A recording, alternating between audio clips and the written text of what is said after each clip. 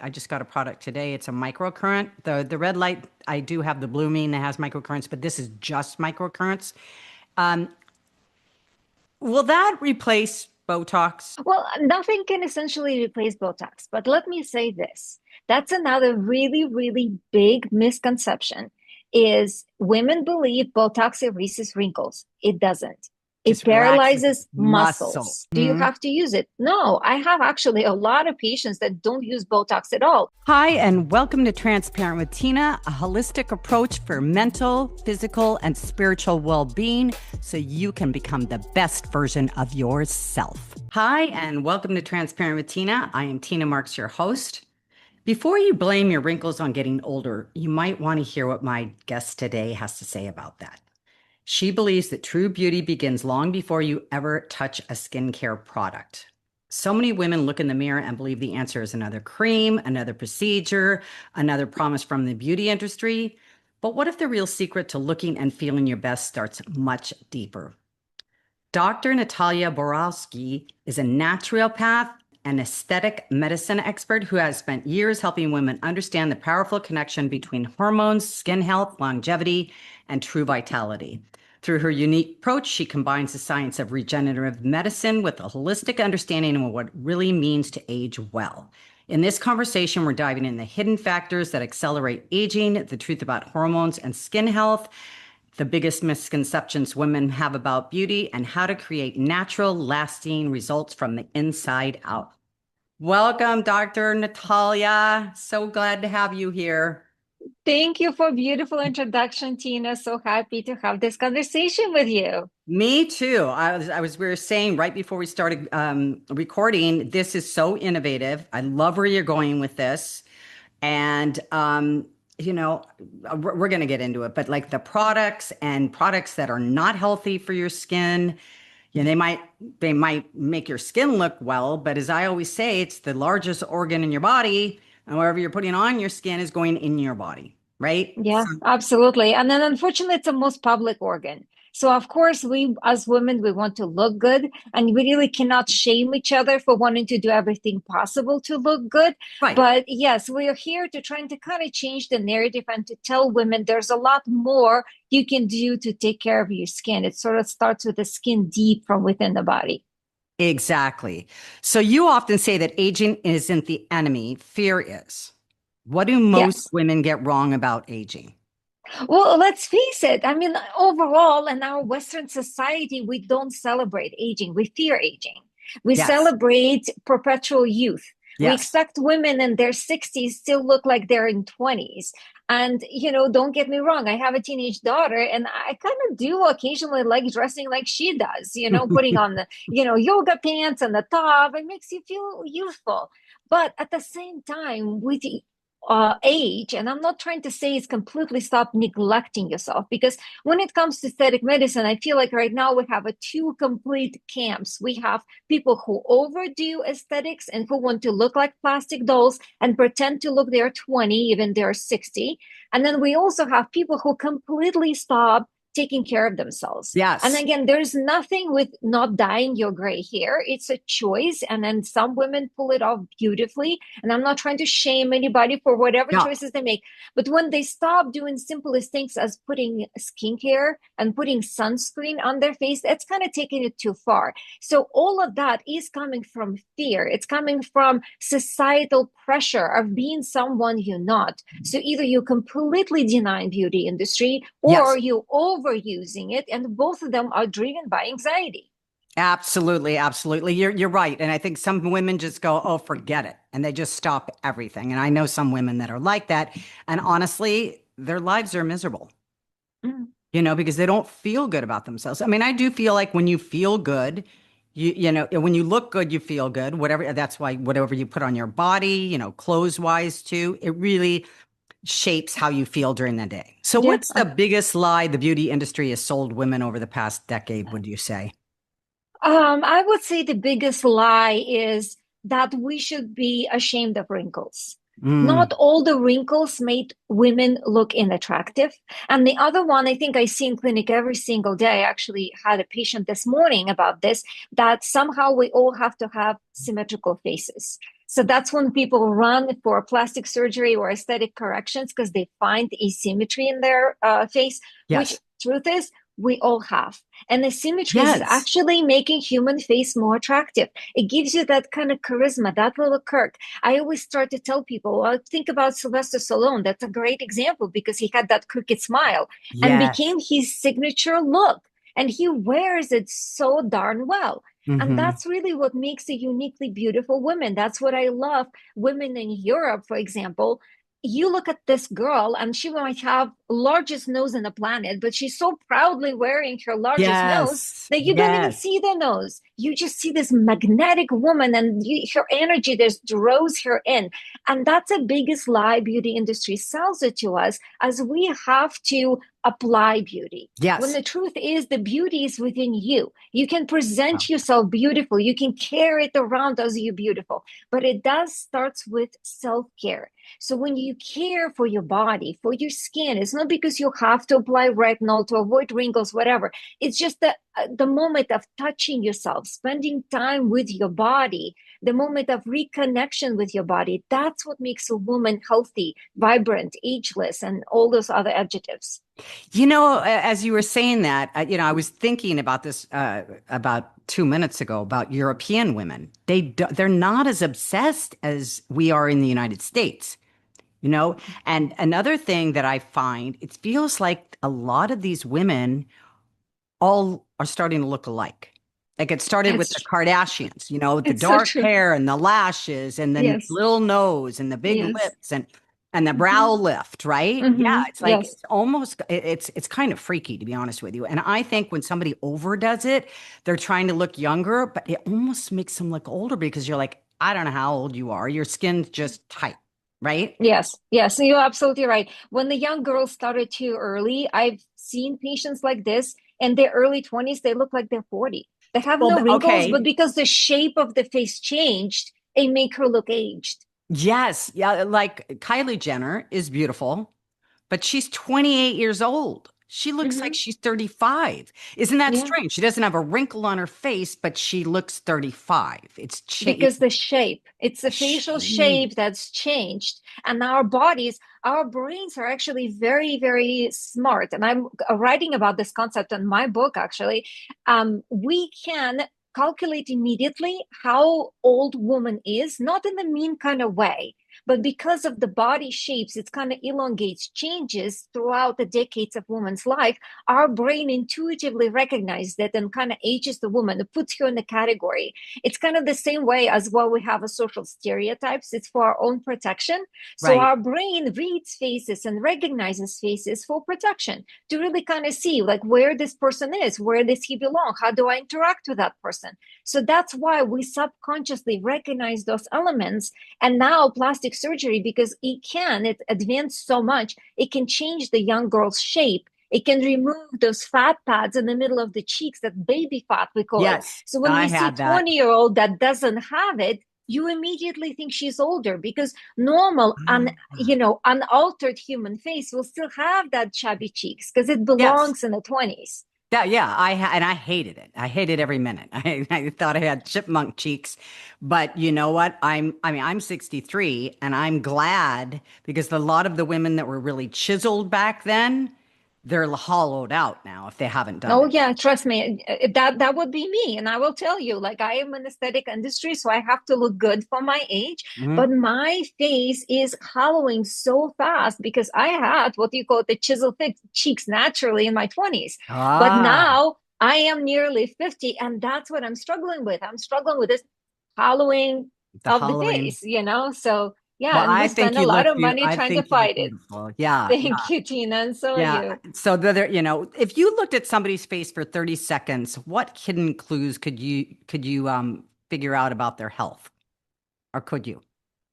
Essentially, yes. I mean, the face always gives us a lot of clues. So typically, when I look at the face, I would say honestly, I don't assess human faces because my husband says this. Like, we'll go grocery shopping, and he will make comment because we run practice together, and he'll make comment. Oh my gosh, this woman need Botox, and I don't. I look at women's faces. I think we're all naturally beautiful. But if I Hmm. do assess patient, then I can say, oh, her skin is looking a little dull, maybe slightly flushed. Then it kind of gives me a clue she's probably starting to go to perimenopause, because that's Mm. when the estrogen progesterone fluctuations change the color of our faces. I mean, unless she's wearing a thick layer of foundation, obviously I can't see that. Yeah. But as for others, like levels dehydration, the way the skin looks, it has a little texture. It can suggest that maybe there is a difference in dysregulation of sugar. Obviously, if she's a little overweight, that's kind of gives you another clue, because people who do struggle with diabetes, they get that chronic redness. Dark circles, like a very hollowed out eyes, you can start thinking, oh, this person's probably suffering with some extra stress. Maybe there's adrenal fatigue happening there. So yeah, the faces definitely gives you a lot of clues. Like puffiness, that typically suggests that something going on with the lymphatic drainage. Maybe there's underlying kidney problem. So not to trying to make our readers to run into the mirror right now and examine their face and like, oh my God, what's happening with my body? But ultimately, never look at any blemish on your skin as something that you should fight. Look at it as a sort of Hmm. welcome message, because it's your body's trying to Yeah. tell you something. That's so true because, I had breast cancer in 2011 and I was grateful that I had it because it was not a death sentence for me. It's been since 2011, but it was like a warning sign saying there's something off within your body. And, everybody, a lot of the people I know that have had cancer since then, they're just like, cut it out, just cut it out. Well, if you don't change your lifestyle, it's probably coming back, which is why it was there to begin with, right? Yeah. It's Yeah. signaling you. Yeah. Why do you think some women seem to age overnight in their 40s and 50s while others stay vibrant? Would you say that's their lifestyle, their Well, food, their. yeah, yes, absolutely. Essentially a lifestyle. I mean, there is a very well documented phenomenon. 5 years after menopause, most women will lose 30% of their collagen. So unless a woman is doing hormone replacement therapy, the very rapid estrogen withdrawal does certainly influence the way the skin ages. And it's also, affects things like osteoporosis, increases the risk of hip fracture, and all the other things. The estrogen is responsible for many wonderful things for women. But like, for example, in your case, if you had breast cancer, estrogen is obviously out of the Yeah, I question couldn't for I you. couldn't do any of it. I couldn't do And any of the yet, right, bioidenticals. right. Yeah. And yet you look beautiful and vibrant. I'm looking at your Thank you. face. You have a glorious complexion. I don't really see any wrinkles. You have beautiful set of hair. So there's a lot more to it. And that comes from obviously lifestyle. And I would say the Mhm. one that women kind of underestimate most is good sleep and managing your stress. Yeah, You know, yes, I yes, I yes. really, really love this book. And I think for me, I'm always been, I wouldn't say necessarily anxious person, but very much of an overthinker and helper to the fault. Like I would never say no to anybody. And it's very draining on the entire nervous system. So Yes. my whole thinking changed after when I read a book, and it's called The Subtle Art of Not Giving an F. And it's Yep. really like woke me up and I start, oh my God, that's not selfish. To really Mhm. putting yourself first, to really start thinking, what do I do to protect my body? What do I need to feed those beautiful 30 trillion cells to really Mhm. stay as radiant, healthy, strong for as long as possible? And it's amazing when you're taking care of your health, you starting to look better. Even if Mhm. you don't do Botox, even if you don't do some expensive creams, it's just that radiance comes from within, from eating balanced diet, from drinking enough water. And then, like I said, the most overlooked is the sleep. And the self-love, like you said. It's like Yes, actually the least selfish thing that you could do. Because if you put yourself first, you can be there more for other people, for a whether hundred it's your percent. job or your children or your Yes, husband or whatever it is.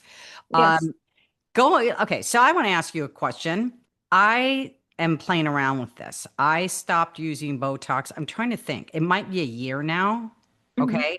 So I've been using the gua sha stone. I do red light therapy. I just got a product today. It's a microcurrent. The red light, I do have the blooming that has microcurrents, but this is just microcurrents. Um, will that replace Botox? Well, nothing can essentially replace Botox, but let me say this. That's another really, really big misconception is women believe Botox erases wrinkles. It doesn't. It Just relaxes paralyzes muscle. muscles. Yes. So it's a muscle paralyzer. So if we are treating overactive muscles of our forehead and we want to relax it so the brows don't move, yes, skin will repair itself and will become smooth. If there's already deep wrinkles present on the forehead, it will take several months, up to a year for the skin to repair itself. So then to your question, you stop using Botox. Do you Hmm. have to use it? No, I have actually a lot of patients that don't use Botox at all. I have some patients who are completely allergic to it, some patients who became resistant. So even if I inject 200 units of Botox in their Doesn't forehead, take which is it. Oh, mega dose, they will get no effect. right. So what do we do for those patients? And yet they still have a really good skin. Yes. Daily skincare is important. Yes. Having a good quality medical skincare is important. It doesn't have to be complicated. I always tell women no more than 3 steps. Wash your face, put the serum on, put the moisturizer on. You're done. You Yeah. don't need to And the have eye 20 cream. million layers. Yeah. Well, eye cream, yes, it's a kind of a different area, but still Yeah. consider as a moisturizer. Yeah. Um, as for the red light therapy, absolutely wonderful, wonderful thing to use, but you need to make sure device you get is actually get the right wavelength because there's like 400, no, I'm sorry, 500 something nanometers, and I'm sorry if I'm quoting it wrong. That is the studied wavelength that shows efficacy of the red light, not infrared, but specifically red Red light. LED Yeah. for the Uh-huh. wrinkles. Yeah. And it's also proximity to the skin. It has to be really close to the skin to be effective. So a lot of times when women get like a handheld device and they're just rolling around their faces, they really don't get that duration of exposure of red light and they don't really get the good effect. I mean, it's not going to harm them, but essentially it's not going to be as good as a big lamp close to your face. You do it daily and it can certainly keep your fibroblast, aka skin cells, alive, active, and doing their job, making collagen and hyaluronic acid. Yes, exactly. So I have the handheld, but I also do the bed twice a week. Okay, At nice, the gym. nice. Yeah, for 20 minutes. So what do you think about the gua sha and then the fascia tools? So do you feel like that can help you look? With the fascia tool, I will be very careful because you can certainly harm your face. Your face have a big collection of very small blood vessels and then also the small muscles. So unless you're very well versed in the anatomy, so you know exactly what you're doing, you can Oh, really harm the muscles and the tiny little ligaments and the connections you have to your facial bone. So for any oh, kind of like a deep rolling things, I'm not big fan of. Just using gentle gua sha for lymphatic drainage, wonderful idea. That okay. you can certainly do daily. And that's very important for women in perimenopause, menopause, and postmenopause because we have less progesterone, if at some point none. And the progesterone is responsible for microcirculation in the face. So Mhm. without it, you're starting to get that weird puffiness, the skin is looking dull. So when you do the gua sha, do it daily, you improving that flow. You keep the river Yes, going. yes, yes. That's what I thought. And that, I mean, I've definitely seen a difference. What was I gonna say? I had a question for you that was off this, but I'll go to this. It'll come back to me. You approach skin as a reflection of what's happening inside the body. So, what are the Yes. biggest internal factors that show up on the skin first? I would say lack of sleep and stress. Okay. That can show up on the skin very, very fast. And that's Mhm. why I always tell that every woman I ever talk to, I said the strongest, most powerful anti-aging remedies are completely free. One is sleep and the other one is water. Okay. Yes. And any particular water? No, any water. I just Okay. honestly, I'm not a big fan of just spending extra money on alkaline water. Our body is really smart of controlling pH. So whatever you drink will be perfect pH by the time it reaches your blood. Interesting. I've never heard that before.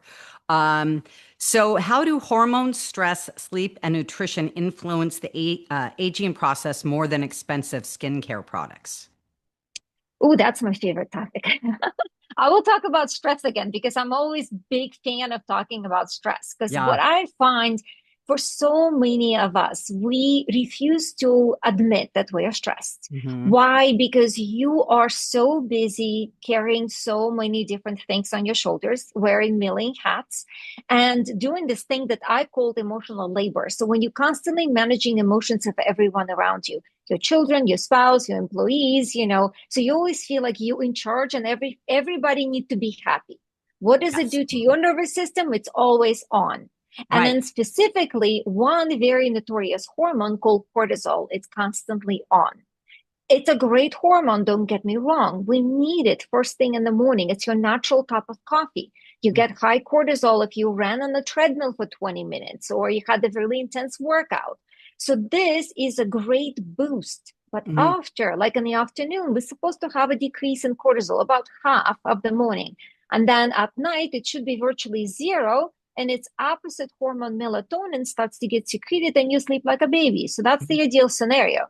Okay. Most of us don't get that. Most of us kind of have that flat line of cortisol throughout the day until you get yourself drained so much, then you just completely collapse. There is no cortisol, you're just exhausted. You cannot even get yourself out of bed. But while cortisol is high, directly what it does to your skin, for simplicity of it, it destroys your collagen because it really does. Okay. Because the cortisol forces your liver to secrete extra glucose into your bloodstream, not to the point that you're going to become diabetic.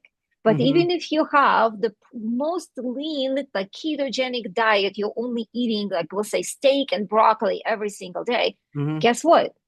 Your cortisol will, or your liver, I'm sorry, will still find sugar, glucose out of that meal because it will break down your muscle and create more cortisol, Yeah. glucose because Right. cortisol demands it. And that excess sugar is inflammatory to our body. It sticks to everything. We all know how doctors test hemoglobin A1C, which is sugared hemoglobin that becomes inactive. The Mm-hmm. higher it is, the less oxygen your body carries. That's why people with diabetes can get to the point of losing their extremities, for example, because there's no oxygen going in there. Mm-hmm. And if you think about your skin is like a forbidden rural village. It's on the outside of your body. Your body doesn't, I wouldn't say doesn't care about it, but not as concerned with your skin as it is with your heart or kidneys. So Right. if there is a lack of nutrients or lack of blood flow, because like I said, exagenate, glycinated hemoglobin, less oxygen in the blood, then your skin is getting less. So Yeah. first you get that dullness, then there's a breakdown in collagen because same thing, sugar binds to collagen, makes the fibers more brittle, they break up. And then when body in a state of stress, it doesn't build. It's just ready to run away from the tiger. So you don't repair, you don't sleep, and the skin ages faster and thins out. Right. Right. Speaking of collagen, so what if, okay, I've heard so many different things on this. I'm trying to get the right answer. When you consume collagen, is that a waste of money? Does that actually help build collagen? Because I heard both, obviously, they're making a lot of money on selling these products of Yes. collagen, right? Whether it's colostrum or it's just the straight collagen, which one of the products that I represent does that. So, what would you say? So, you know how it is always, Tina. The truth is always in the middle. So both parties actually right. And I'll explain you why. Okay. Typically, if I have, we'll say, perimenopausal woman, and most of us are notorious for not eating enough protein. Unless you're really into workouts, you're really counting your macros, you're doing Yeah. protein drinks. Most women don't. We're talking about average woman. We're busy. Yeah. So what would I have? I would have a cup of coffee and a muffin for breakfast. So Hmm. if I take a scoop of collagen and throw that in my coffee, you're getting amino acids. Those are building blocks for your collagen. So does this fancy collagen powder gives you collagen? Directly, no. What Uh, it gives you building blocks. It gives you amino acids, the perfect combination of amino acids that your skin needs to create collagen. But your skin also needs other things, like, for example, vitamin C. So if the woman doesn't eat enough vegetables, she might not have enough vitamin C, that her collagen will be more brittle. So it needs that vitamin C for collagen cross-linking. So there, it really goes farther than just taking extra collagen. So for me, I typically tell women yes or no for the collagen is depending on the state of life she's in. So if I Mhm. have, we'll say, women in Scottsdale, they have a lot of extra income for them, spending $60 on collagen, it's really nothing. And I can see she's skinny, mini, petite, probably eating nothing. I will tell her, yes, take the collagen powder, put it in your coffee. At least she will get those amino acids. She'll get at least some protein. But if I have a healthy woman that does eat plenty of protein, she's not afraid of meat, then I'll tell her, don't waste your money. It's really Okay. better to get all those amino acids from things like a homemade bone broth, for example. And it's a great healing thing for your digestive tract. So Yes. it really depends, like kind of like a both parties true. But ultimately, those collagen powders are overpriced and they do not directly make your own collagen. Well, what about amino acids? Because I was taking those too, the Yes. my body health. So would you recommend amino acids or would you recommend collagen if you were going Well, to honestly, anything that works for your Okay. diet and your lifestyle, really, they're really the same. I know sometimes for those collagen powders, they add extra hyaluronic acid to it. That honestly, I'm not a big fan of because everything that goes through your digestive tract to your stomach. Think about your stomach has hydrochloric acid in there. It's a pH of 1. If you take contents of your stomach and pour it on this wooden table here, it will burn a hole in this. So how would you assume that this collagen powder will survive intact or hyaluronic acid through that digestion? It doesn't. Your Yes. body always breaks everything up into tiny little building blocks, sends it to your bloodstream, and then your body decides what to do with it. Yes. So for your skin to even make collagen, you need to make sure you have a healthy skin cells. And that starts from controlling inflammation, controlling stress, to make sure those cells are in optimal environment so they're ready to build, not to defend. Exactly. Everything you said, I'm just shaking my head because I agree with everything you're saying. Um, what can women do in their 40s and 50s to maintain healthy skin and confidence without chasing unrealistic beauty standards outside of what you just said, outside of eating right, drinking water, sleeping? Is there anything else that they could be doing? I think the most important is for women to develop her own, I call it the mirror ritual. I think many of us have this, what I describe it as the concept of mirror anxiety. So when we look in the mirror, we tend to zoom in on every nook and cranny and imperfection possible. And then you're looking for solution. How do I fix this? Hmm. And I really trying to drive that narrative to the point of not fixing, but supporting. So when you Okay. look in your overall face, try to look at it like this is your best friend. Give her a compliment.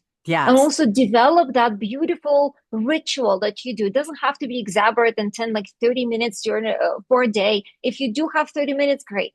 But most of us have maybe 3 minutes. But Hmm. during those 3 minutes, pick up your favorite gua sha tool and then do it in a way that you're not correcting, you're not beating your skin into submission, but you're lovingly brushing that fluid away. And you're really sending that positive healing energy as you're doing it. So the Yes. energy is really everything. Yes. It Yes, really it is. starts from giving yourself that kind of a physical hug even Hug. before you do Yes. this. Yes. Yes. Yes. Exactly. So let's see. You've had over 17 years of experience in aesthetic medicine. What trends concern you the most right now? Honestly, more so that fear of aesthetic medicine in general. So Hmm. just a few years ago, we had one extreme when people were overusing and abusing aesthetic medicine. Even if some of my colleagues, I saw those overfilled faces, like alienated looking faces. That was a little scary. And I remember I would come home and I would stare at my daughter's face because obviously she's young, she has no injectables, just to remind me what normal anatomy looks like because you start questioning your own perception. Like if Oh, everybody looking so alienated, maybe I'm doing something wrong. yes. So now we've seen completely that swing of pendulum into I don't want to do any injectables. I don't want to do any skincare. I'm aging naturally, which nothing wrong with that if you are supporting your body. But often aging naturally becomes a sort of self abuse. It's self neglect. I don't take care of myself. I don't exercise. I don't eat good food. I'm just aging naturally, which Yeah. at the same time, it's Right. also such a Yeah. oxymoron comment because I always laugh and I said, there's no woman in 21st century that ages naturally. We all age with the help of dentistry, hormonal therapy, Mm. doctor visits. Nothing about it is natural. So like drop the whole natural topic there. Right, exactly, exactly. What's your philosophy on knowing when to say no to a patient? So a patient comes in and they want to get filler and they want to do their lips or whatever they want to do. At what point do you say no, or do you? I say no actually a lot more often than most of my colleagues. Um, no, sometimes it depends on the age. If I have a patient who is younger than 25, often I'll tell her no. And my answer is always, I'll give you a mirror. We talk about everything. And then I said, I refuse to mingle your beautiful face. It's too early. You don't need this. Yeah. So the age factor is a big thing, but also every woman who asks for a specific procedure, it's usually a little bit of a red flag because often, as much as we all sort of educated, the education out there is through Instagram influencers who proclaim themselves to be wellness gurus and act as a doctors. But when patients come in asking for procedure, they not necessarily know what this procedure is going to do to their skin. Yeah. So usually it's a red flag and usually it's a wrong prescription. And if the patient refused to hear me, this is immediate no. I wouldn't even suggest different procedure because I can see that she is not receptive and then she's more looking for that unrealistic, filtered, polished, glossy kind of look, which is I don't do and I Right, never right. And so recommend. you stand firm on that because you're like, if you want to do that, go Yes. to somebody else, right? No, Because that is absolutely. not your brand at all. No, no, No. no, no. I value my reputation enough to know that's, a couple $100, not worth it to have my stamp on some overfilled lips and people And saying like, oh, Dr. Natalya did that. yeah, exactly, exactly. For somebody who wants to look refreshed but not altered, where would they start? I would recommend to start with a monthly facials if the budget Okay, allows and you okay. can do that because let me tell you this, Hydrating Tina. facials or what kind of facial? Depends on the skin type. I mean, That's think true. about it.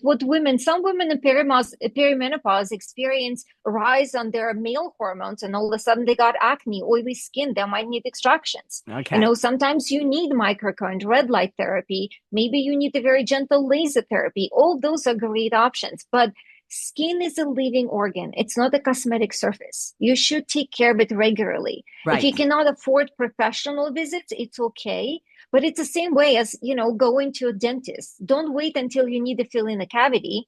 Just Right. go to hygienist, clean your teeth regularly and then use a good brush and toothpaste. I mean, skin is the same way. Exactly. What are your thoughts on microneedling, and what are your thoughts on lasers? Microneedling is a wonderful tool, but I think over time it's sold as a tool for everything. Like it corrects everything. It will take care of your pigment, it can take care of acne scars, and it's not true. Oh, it's It's a not true. very Okay. Yeah. it's a very gentle, like a skin remodeling process. Think about it like we're remodeling the roof. We're not really taking care of the whole building. The Hmm. lasers, I mean, the word of lasers, Tina, it's like a huge umbrella covering of I so many different know. treatments. Yeah. So in the right hands, lasers could be quite magical. And They we have can. a lot of lasers in our clinic, and I will be honest with you, I shun away from lasers for years because the physics is not my major or ever been my favorite subject. So Hmm. I didn't understand, and that's something that I don't understand. I'm like, oh, I don't want to touch this. And then little by little, I start looking at what my colleagues doing, and I finally sit down there. I force myself to learn this things like wavelength, chromophores in the human skin, all that stuff. And then now I love it. I I was appreciate gonna it. say. And you can do incredible things with lasers. How often could you have laser? It Um, depends again on a laser. So typically no sooner than every 4 weeks, even if you're doing something very that gentle blows without my like mind. I always thought it was like once a year or twice a year. I can't for believe. very, very corrective laser. Like if we're talking about like a resurfacing laser, like CO2, when your Yeah. face is red and peeling, yes, that one you'll do a couple times a year at most. Yeah. Yeah. Um, But even with the CO2, with the modern lasers, we can kind of turn down the dial and can really gently kind of pepper the skin, and that we can repeat every 4 weeks. Okay. But even with some lasers, we have no downtime at all. There's a lot of inflammation remodeling happens underneath the skin, so you don't repeat it sooner than 4 weeks. Okay. What treatments would you say give the biggest return on investment when it comes to looking younger? For a patient, again, I would say facials. In the Facials. good hands Okay. of a good esthetician, regular facials, even without any injectables, can make your skin look beautiful for many, many years. We have some Yeah. patients in their 80s that never seen one needle touching their face, and they look beautiful. Mm-hmm. Right. What are the most common mistakes people make when pursuing aesthetic treatments? Not knowing what they want or showing a picture Yes, like I want this yes, haircut? yes. I mean, Yeah. you answer that Yeah. 100%. Yeah. Exactly Okay. that. So you've worked with thousands of women. What have you learned about the connection between appearance and self-worth? Everything. Hmm. It's really everything because I have this chapter in my book when I talk about anthropology, and you're gonna laugh because for a while I thought anthropology is just a store at the mall, but Yeah, yeah. uh, it's actually science. And one of my really good friends, that's how we got connected. We got connected to LinkedIn, and she's anthropologist, and she started educating me more on it. So essentially, it's a study of how human faces are read and expressed throughout the cultures and generations. So I started looking at this, and I really came to a conclusion: the face is not just the face; that's where identity lives. So Yeah. anything we change, either it's minor or major, we are impacting that woman's identity. So Yes. for us, aesthetic practitioners, we really need to be mindful of that power and to make sure whatever we're projecting, it is a powerful, positive transformation for that woman. Hmm. So for every treatment that I do with my patients, I always ask question why? Why do you want to do this today? And the answer to this why really gives me a clue of where we're going to go after the treatment. Because like one of the advice I received is this 20-year-old girl telling me I don't want to look like my mother. Yeah. Like ever? I mean, like because she thinks her mom looks old. No, because they had bad relationship and she just did Oh, not want to look like her oh, so mother. aesthetically, she doesn't want to look like her mother. Oh, Yeah. interesting. Wow. Yeah. So So she that's wanted to kind of change her facial features so she didn't look like her mother. exactly. Wow. That's Right. So that's just because I asked that question instead of mhm. just going there, oh, sure, let's give you a cheek filler. So Yes. once I asked the question, and we just spent 30 minutes of a consultation just talking about that deep trauma. And then finally, I told her, I said, you need to address that. Please don't do any injectables because you're going to end up in a really dark place. Because newsflash, you will always look like your mother. Unless Yeah. you do like completely different Yeah. plastic surgery and turn yourself into someone you're not. And even at that, you might be very upset after when you've done that. Yeah.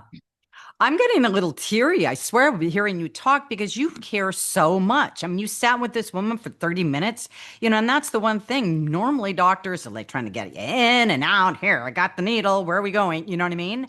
You sit there and you care that much, but that's why your brand is so much more different than anybody else that I've interviewed. I mean, I interviewed skin doctors, this, that, and you really care about the connection, making sure Yes, because that the inside will match the outside because the inside, right. yeah.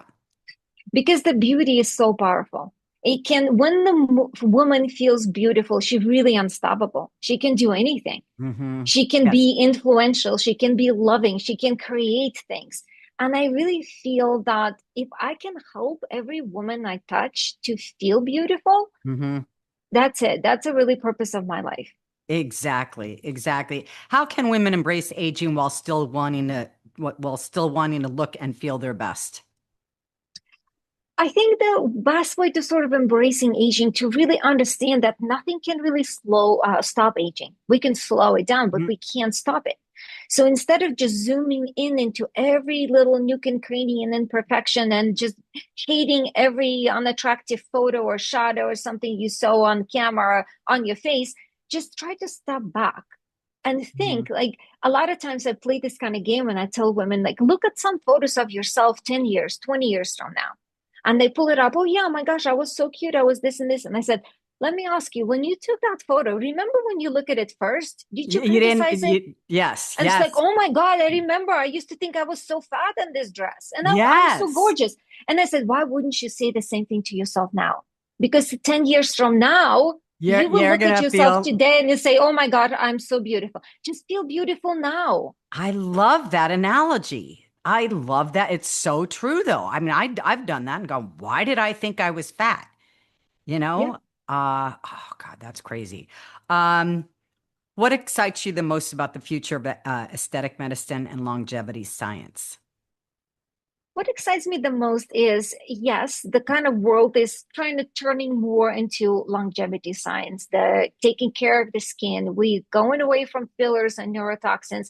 We kind of looking into more biostimulators. But I think with overall the American personality, and then I'm speaking like a foreigner because I'm from a different country, but from American personality, we always want to have results yesterday. And I think that's what's really driving this excessive behavior, the consumer behavior, when we overdo everything, even the wellness, even like, True, longevity. true. But if we have some annoying people like me stepping in and trying to talk to a public and trying to women to take a deep breath and slow down and reflect and to really think that you are not a broken doll that needs constant fixing. You Yes. are a beautiful living body. And if you just breathe in that every day and embrace yourself for what you are every day, the longevity just comes naturally.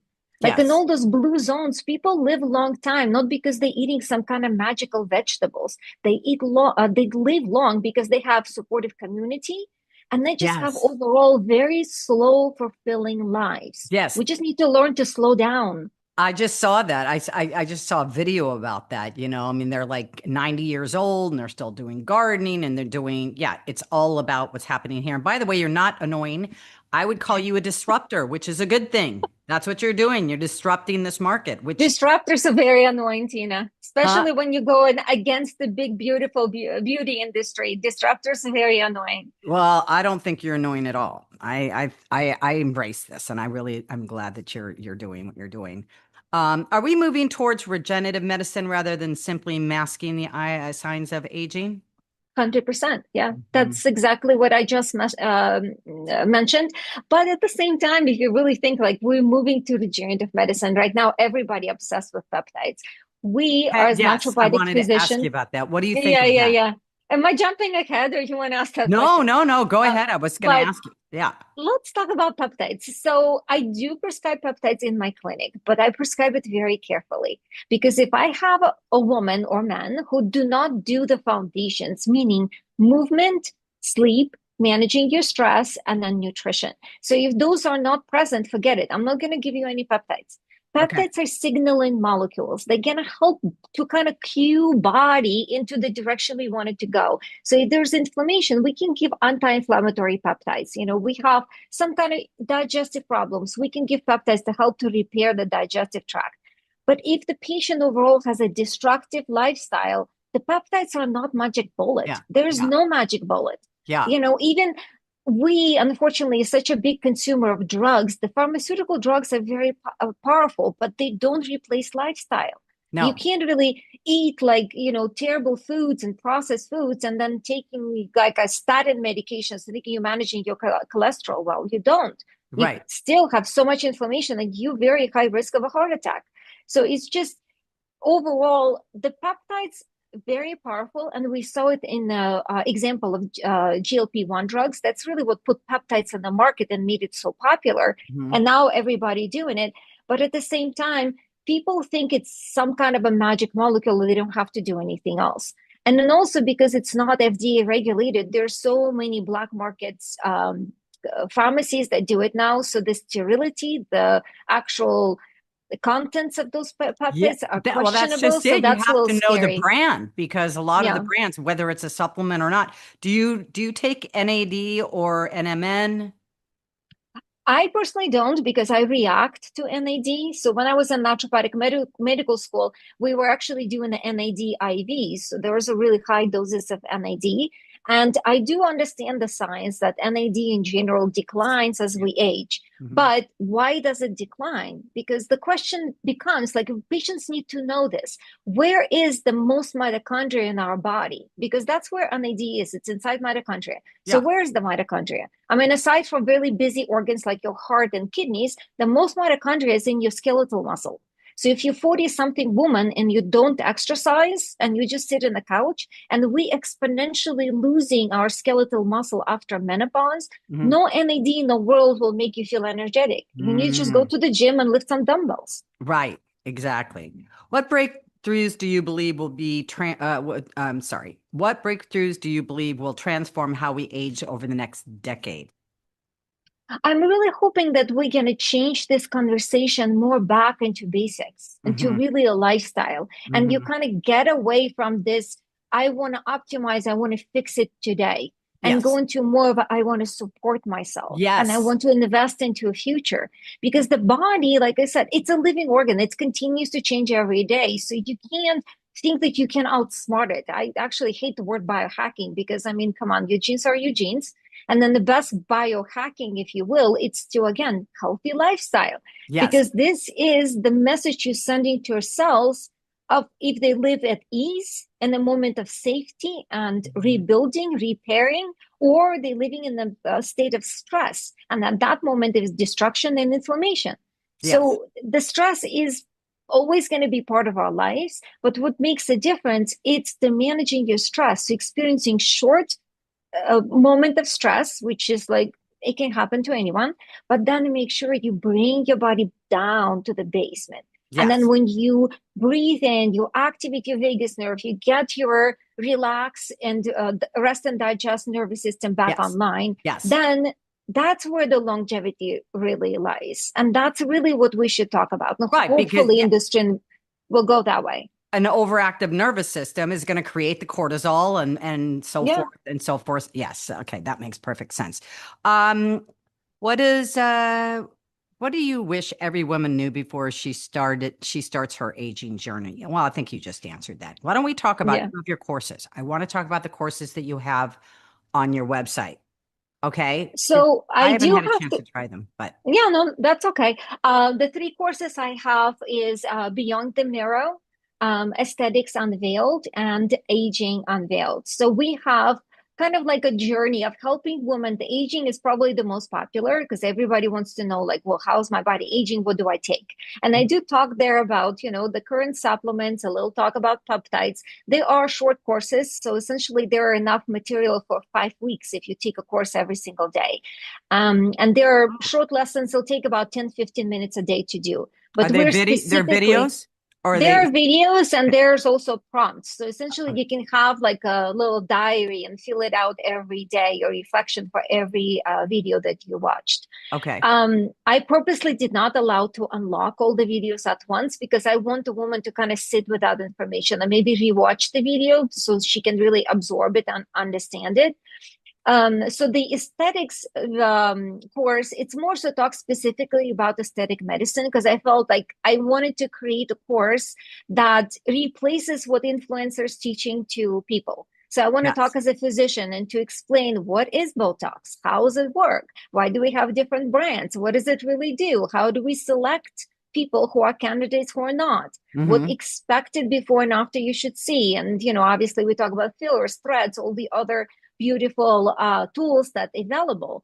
And one of the main things I guess I say that medical tools are tools, and somehow we give it emotion, we give it judgment. We judge women for injecting Botox, and we also judge them for not doing it. Hmm. So I always Yes. say Yes. that Yes. medical tools are tools, but when a culture and a cultural pressure becomes drivers of care, that's when we run into problems.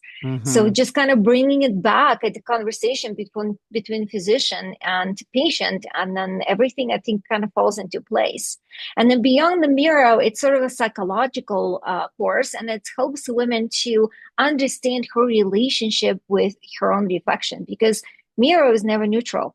It really reflects everything else that you absorb from other people. And what you're You thinking, yes, it's your perception. exactly. Yes. It's your perception, but it's also perception of other people. What people told you about you, maybe a long Oh. time ago. I had people, women come to me and telling me, "Oh, I have really small lips," and I'm looking at her lips, and they're perfect. They're normal shape. Hmm. Well, my blah blah. Someone told me when I was little, I have small lips, and I was being concerned about this. So that's Hmm. essentially that's what it talks about. So it brings this things Oh. like internal critic. And I always, I think we all probably read books about internal critic, and you need to beat your internal critic and you need to eliminate your internal critic. I have a different perspective to it. I say internal critic is there to help you. It basically trying to protect you from the pain you have experienced in the past. So you can just welcome that voice and then say, thank you for your opinion, but I don't believe this anymore. Absolutely. Because if you try to get rid of it, then you're not accepting it. Then you're in resistance mode and it's just going to keep coming back. If you Yeah. accept it and say, thank you for sharing, that doesn't apply to my life anymore. Maybe it applied then. Yeah, I agree. And like in every platform, that people that I talk to, in fact, the gentleman that I interviewed yesterday, he's writing a book and he said, it's not out yet. Would you mind reading it? To see, because he wanted my opinion. And he said, it's not long. It's like 100 pages. I'm already on page 40. But basically, exactly, he's talking about 4 different archetypes basically in your body that are going through your brain all the time. And don't try and get rid of them. Don't try and get rid of them. And that's because what's that doing? That's kind of abandoning a part of yourself. And the whole thing is you want to integrate. You don't want to abandon any parts of yourself. Right? Yeah.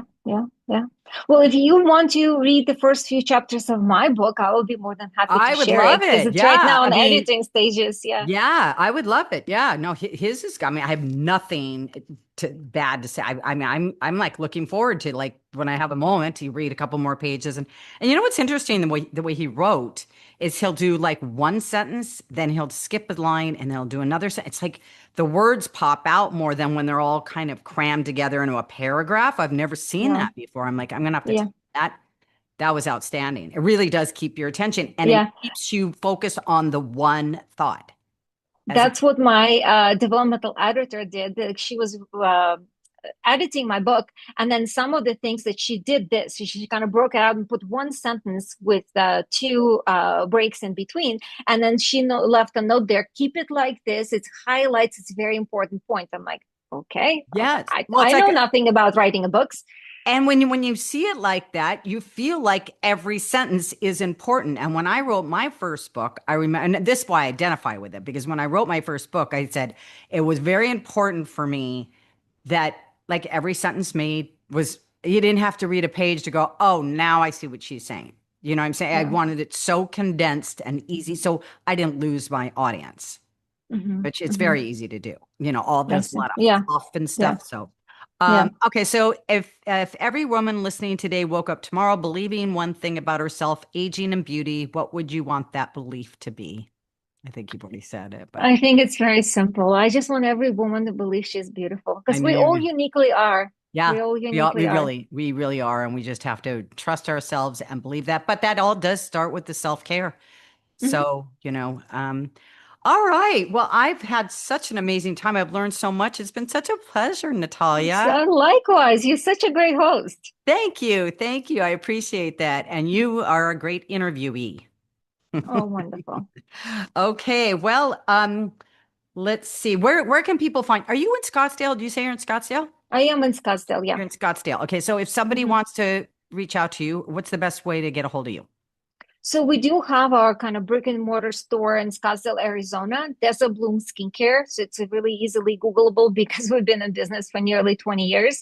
And desertbloomskincare.com is the website. So obviously it's BLOOM skincare, right? Yeah, desertbloomskincare.com. Yes. Oh, Desert Bloom. Okay, so that would be the best way to make an appointment with you, or to make an appointment. Yes, if they're curious about skincare in general. And I specifically named it skincare, not because it's a skincare line, but because we do skincare. So we don't.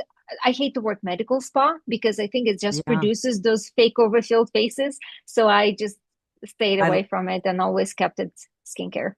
I love that. Okay, well, maybe I'll come visit you one day. I'm not too far. I'm in Palm Springs, Palm Desert. So we're about we're about 4 hours. Yeah. We're actually going to Palm Springs for a derm conference at the end of August, my husband and I. Oh, let me know. I'd love to meet you. Yeah, I'll reach out. Okay. Yeah, we go in like around 21st or something of August. Yeah. Not the best time of the year. Well, but I will be in the resort, Tina. I think I'll be okay. Yeah, stay in the air conditioning. Don't go Yeah, outside. yeah, That's all. yeah. All right. Well, thank you. And thank you all for joining us this week. I'm sure you got enough out of this. I know that I certainly did. And thank you again for joining us. We will see you all next week. If you're not subscribed, get subscribed. And you all have a beautiful week. We will see you next week.